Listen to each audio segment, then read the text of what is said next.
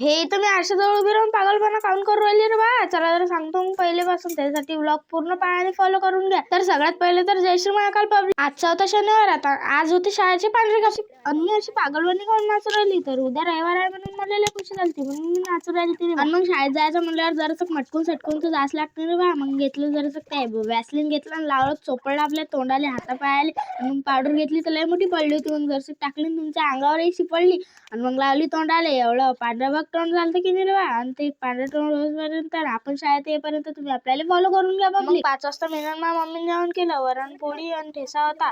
आणि मग मी गेली गच्चीवर, कारण की गच्चीवर होती आमची ज्वारी वाळू घालेल. मग माझ्या भावाला म्हणलं तेवढी ज्वारी टाक रे बा, तेवढी सांडली होती त्याने डबल सांडली. मग मी यायचू राहील ती म्हणलं काऊन सांडली रे ज्वारी, तर म्हणे सांडली आता ते. आणि माझ्या नखं वाढायला तर मी माझ्या नखाईनं मस्त एक दाणा उचलू राहील. माझा भाऊ म्हणते काय टाइमपास करू राहिली, उचलणार पुरे दाणे. आणि काय मग चला तर जाऊ मग खाली जायच्या पहिले वरून आमची भागरातवाडी पारे बा किती मस्त दिसते. एक नंबर दिसते मस्त आमची भागरातवाडी, मस्त बिल्डिंग बी आहे मोठी. आणि आजचा ब्लॉग आवडला असेल तर फॉलो करून घ्या. चला तर भेटू मग पुढच्या ब्लॉग मध्ये.